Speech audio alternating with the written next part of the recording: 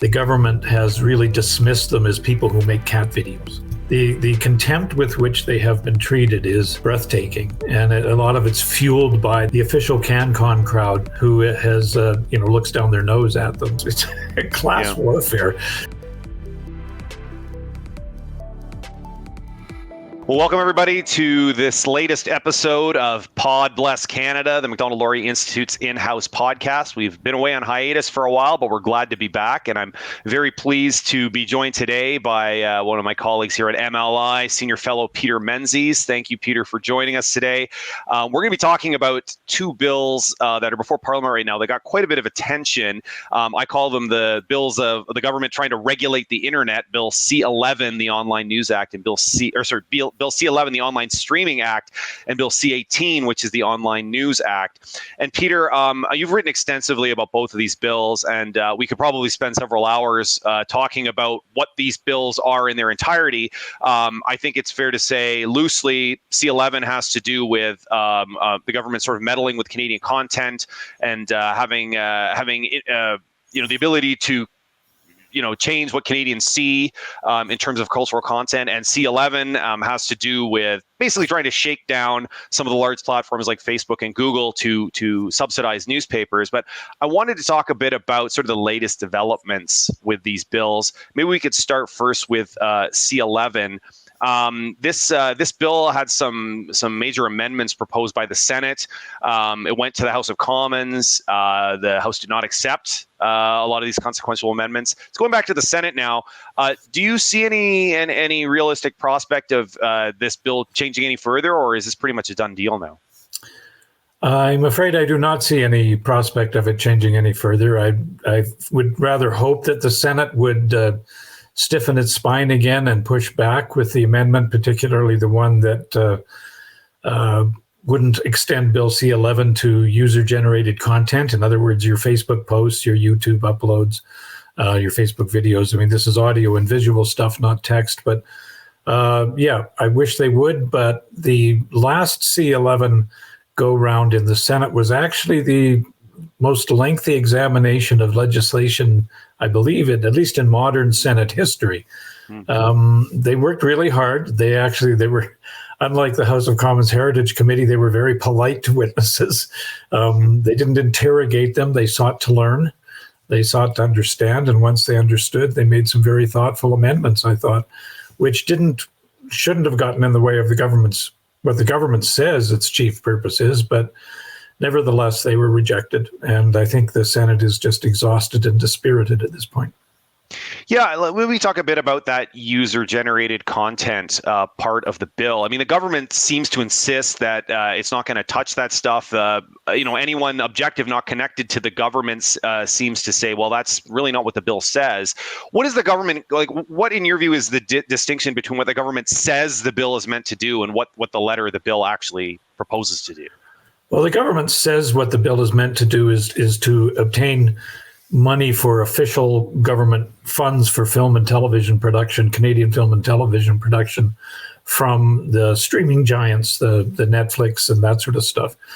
I mean, there's a very good argument you could make that the last 10, 15 years have been the best in history for the Canadian film and production industry. Because the money wasn't coming through official government funds, it was actually coming through market forces. I mean, you can go back and forth, and there's a francophone element in that in terms of funding that is probably inspiring Bill C-11 in that regard. But what it actually does is it more or less defines the internet as if it were cable. It defines the internet as broadcasting, which it just is not.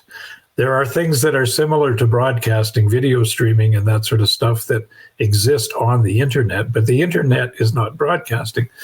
So it grants the CRTC authority over the entire internet globally and that sort of stuff, when it really, which is going to be a problem, if not in the short term, it'll definitely be a problem in the long term, because as long as there's a door that somebody can kick open, that is to their advantage, they will be appealing to the CRTC to kick it open. And sooner or later, the user-generated content portion of the bill, which the government says it doesn't want to touch. And, let's take them at their word, and maybe they don't right now, but they are allowing that door to be pushed open, and it will be pushed open eventually. I see. Now, I want to come back to what you said about how broadcasting is not like the internet. And that may be true, but what do you say to the folks? I mean, it's really a cultural nationalism argument, and a lot of smaller countries make this case that, the reality is we need to have some level of cultural protection, subsidization, government regulation. Otherwise, we just get swamped by American culture. And that was sort of historically accepted when it came to things like TV and radio. Is that what's different about the internet? Why is that no longer a risk?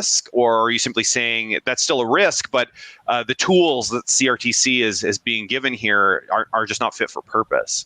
Well, I mean, short of site blocking, which is a really draconian idea, I'm not sure you can stop the world from coming to Canada via the internet. And I think there's a fundamental difference in thinking. The internet has provided Canadian creators access to a global market, right?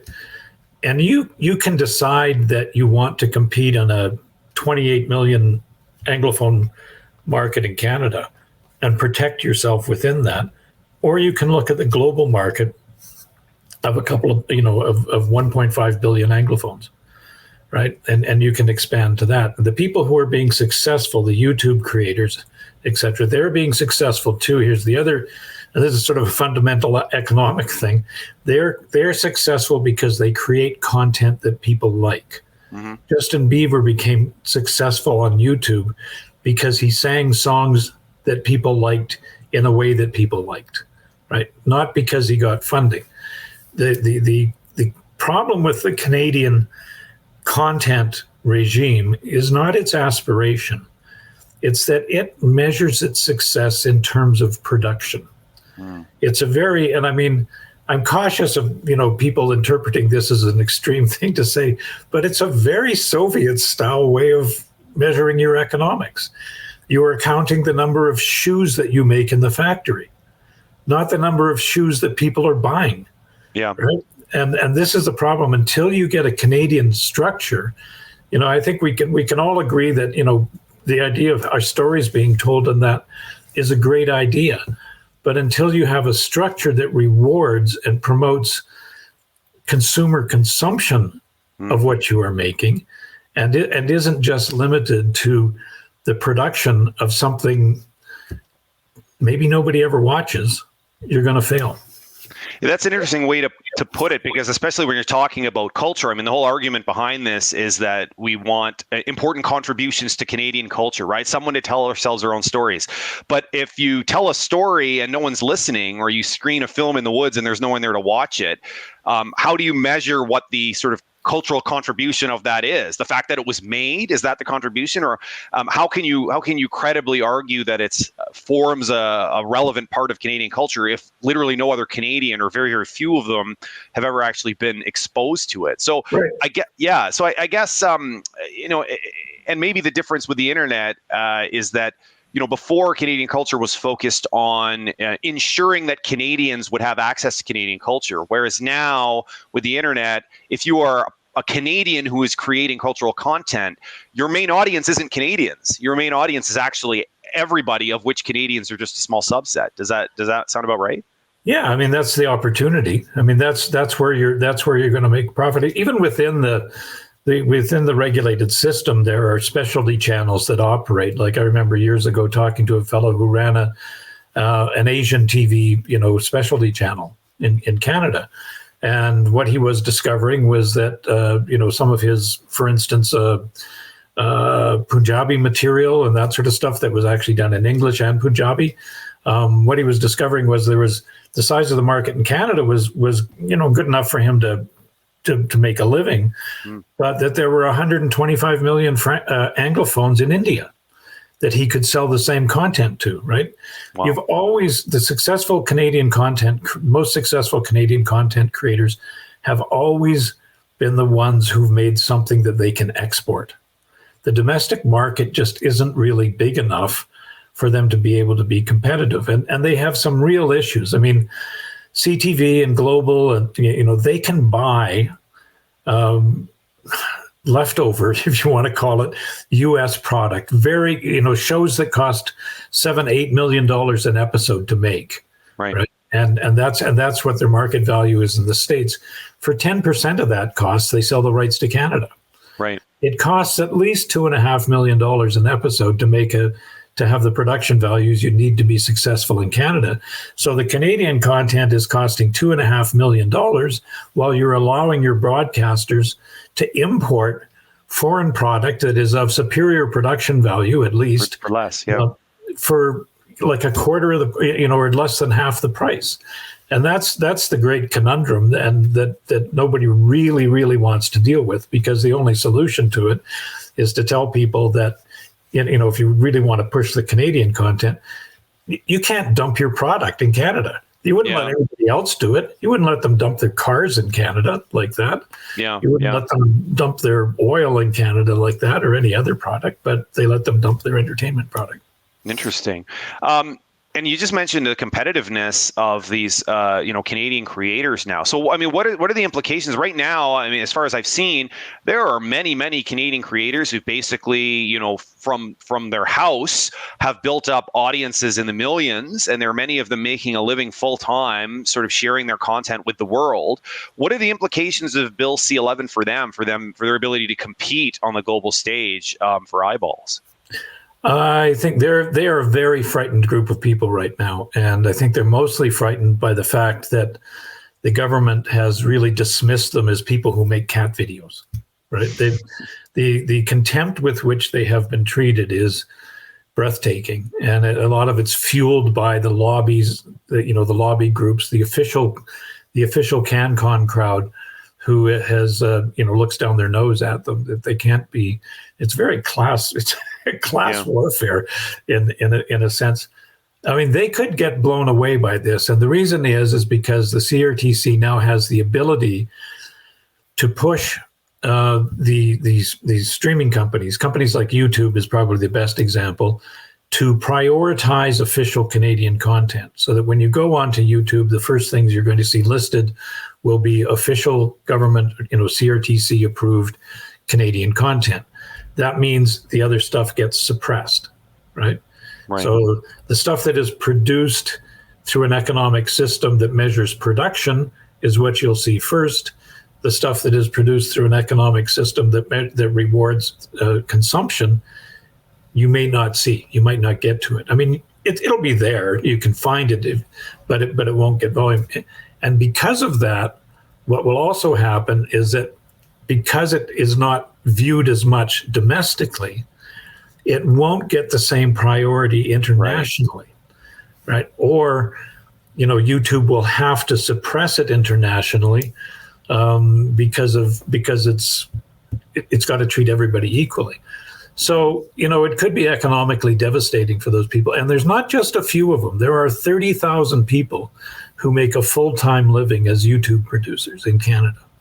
It's one of the world's greatest YouTube economies is in Canada, and Bill C-11 could destroy it, and that would be very sad. I mean, there's 100,000 people making some kind of living off YouTube in Canada, 30,000 of them, and some of them, significant. They have significant operations. These are not. They might be able to do it from their home, but we're doing this from our homes, right? And there's all kinds of things you can do from your home. That doesn't mean that you don't have a good studio in your home, right? Sure. Anyway, the digital creators are at a huge disadvantage going into the CRTC hearings too. It really does make you wonder what the problem is they're trying to solve. If you've got a story where the internet has now empowered up to 100,000 Canadians to make a living sharing content with the world without any government intervention or subsidy, that sounds like a good news story. And yet here you have the government saying, well, we better do something about that real quick. So that is terribly depressing. Well, I think the problem they're trying to solve is a political problem. Yeah. They want to make sure that the Bloc Québécois can't stand up and say, hey, we're protecting Francophone culture, and these guys won't. And it's the web giants are suppressing the French language and blah, blah, blah. So that's the problem they're trying to solve. And they seem to be willing to drive that bus over anybody who gets in the way. Yes. Yeah. Alarming to say the least. I want to switch gears to another bill that you've also written extensively about. This one's Bill C-18, the Online News Act. This bill has been very contentious. Was recently making waves in the news when I think Facebook announced that if this bill passed, they'd stop allowing the sharing of links to news outlets on their platform. They were accused by some one liberal MP accused them of putting Canadians at risk, their safety at risk, by not allowing the posting of links. And it seems to me there's a bit of a catch-22 with this bill. The government and some of their allies on this bill have suggested that when platforms like Google and Facebook share these links without paying for them, they're stealing the content. But then when Facebook and Google say, well, okay, then we won't share the links, then they're accused of, well, you're threatening us. So it seems like a bit of a catch-22 for them. Where do you see this going? Do you think that Facebook and Google are bluffing, or if these are really lucrative things to do to share links, that they're going to keep doing it, or are they actually going to find a way to stop doing it? The rational thing for Facebook to do is to do what it's doing. The accusation of theft is absurd and unproven. It's one of those things that people just keep. Now, this happens a shocking amount in public policy debates. Somebody just says something and you keep repeating it with conviction. You never actually prove it or argue it. You just keep saying it. So they're stealing. And as you said, it's the complete illogic. You're stealing something from me and you're like, okay, I'll stop. And you're like, stop bullying me. Right. Yeah. Like this is no. That is no intellectual foundation upon which to build public policy, right? Arguments of that nature. So Bill C-18, I think, is just going to end in tears. I think that Google may, in the end, just write the check. They're appealing, promoting the idea that there should be just some sort of fund, then that they would be willing to contribute. I actually think if they went down that road, I think Facebook would probably contribute to it too. None of them intended to kill journalism, right? And you can make a pretty good argument that even though there's 460 newspapers and other news organizations that have died in Canada in the last 10 years, there's 225 that have started up. And I'm not certain if radio stations starting websites is counted in those numbers. So it might. There's no question that it's been grim for journalism in terms of its revenue sources drying up, but Bill C-18 isn't going to solve them. You need a much broader public policy framework to build. You need to build a much broader public policy framework for the news industry in terms of that. Facebook, I believe, is absolutely 100%. Ready to leave if Bill C-18 passes as is, and I believe it will pass as is. They've been suppressing news on Facebook in its feeds for years now, primarily because that's not what people really go to Facebook for, right? If you want to post something on your Facebook page that says, Pierre Poilievre is a fascist, here's a story that proves it. You got a lot of friends who might disagree with that, right? And they don't really want to fight with you. They don't, what they want to see is pictures of your grandchildren and your kids, right? They want to see your daughter playing the piano at a recital and your son dressed up as Peter Pan in the school play and that sort of stuff. That's what people go to Facebook for. So the news. The journalism industry, the news creators have very, very much overestimated their appeal and the amount of revenue. And Facebook has just looked at it and say, look, if this costs us a couple $100 million in Canada, everybody's just going to copy that internationally in terms of public policy. And pretty soon that 200 million on a global scale is 10, 15, 20 billion. Yeah. We're out. Right. I mean, it's the only rational thing to do. Right. You can't afford to be stuck with the bill for global journalism.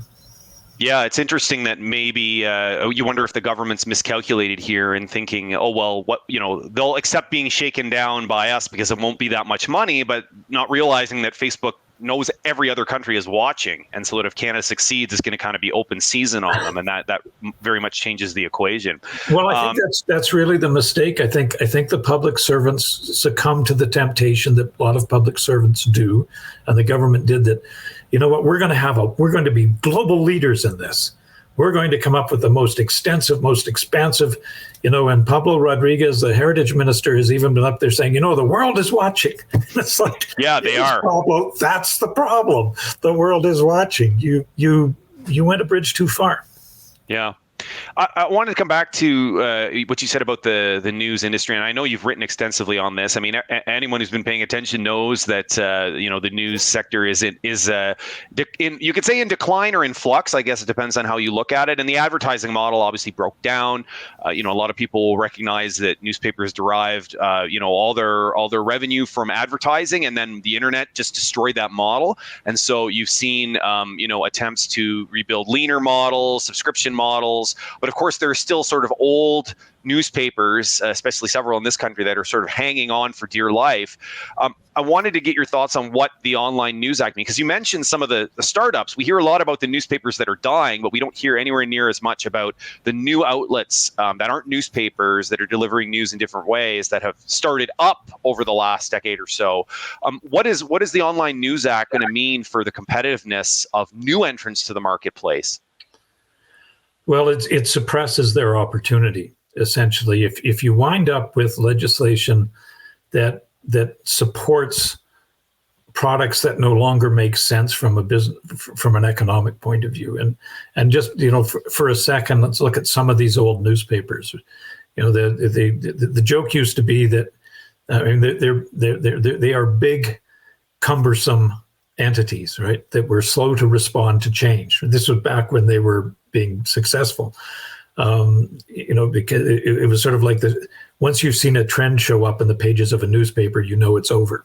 That's how long it takes. So they have really struggled, and I say this with great fondness, although it's not a nice thing to say necessarily, with the ability to adapt. To be fair, I have no idea how they could have. When Kijiji and Craigslist came along and basically gave away 40% of their revenue, which was classified ads, for free to begin with, how do you compete against that, right? How do you compete against the internet when it starts up, when a car dealer or a realtor all of a sudden has their own website and they can sell directly to customers? They don't have to do it by buying an ad through you, although they continued to do so because the newspapers still had some value, and they still do have some commercial value in that regard. They have collective bargaining agreements that were built in the 1980s and 1970s, right, which were built on the basis of of newspapers that made a lot of money. Yeah. Right. They don't make sense anymore. Right. Again, nobody really wants to make the workplace a less inviting place to work, but those jobs that pay $80,000 aren't worth $80,000 anymore. Yeah. They just aren't. They're worth 50, 40 maybe. I mean, I don't know what their market value is, but the business, were 35-hour work weeks with time and a half overtime for the first 7 hours and double time for after that. Again, nobody wants workers to be, in sweatshops or anything like that. But a lot of these encumbrances, pensions, etc., those are really heavy anchors. Yeah. For those ones. Now, for the new guys, they're largely unencumbered by right. Some of those things. I mean, eventually they will be if they're successful, but they're like typical innovators. They're small, they're nimble. They don't have. They have a distribution network for free, right, through Facebook and Twitter or whatever. They can get their product out. They can distribute their product to potentially millions of people, and they can geolocate them to their area, and they can boost through advertising if they wish, but they don't have to. And so Facebook withdrawing from carrying news is a real setback for them. I've talked to a couple of them, and they've said, well, at first they thought this would kill them, but they've grown enough that they're getting their heads around this, and they're making plans for Facebook to withdraw. But absolutely, it is not a good thing to be subsidizing business models that don't make sense. If you're going to be creating public policy to encourage anything, it should be encouraging the transition to the digital world, because print it's over. It was obvious like 15 years ago that in the end there might be one or two actual print products left in the country that you might buy on Saturdays, the way you used to buy the Saturday Evening Post or a weekend. Remember weekend magazine? Maybe you're not old enough to remember weekend magazines and newspapers, but where the newspaper becomes a weekend magazine, that might still exist. But the digital world is where everything's at. Kind of like vinyl records, instead of being like the main sort of form of consuming music, more of a niche product, right? That people sort of buy, on special occasions, or people who are collectors or things like that. And maybe the same as like you say, for print newspapers, we still get news. It's just not going to come in the form of printing things on dead trees anymore. This has been really great, Peter. I want to thank you very much for joining us. I'm sure we'll be back to talk about these bills, or the consequences which have been foretold about them down the road. But thank you very much for joining us today, and thank you, our viewers and listeners, for joining us. We'll catch you next time on Pod Bless Canada.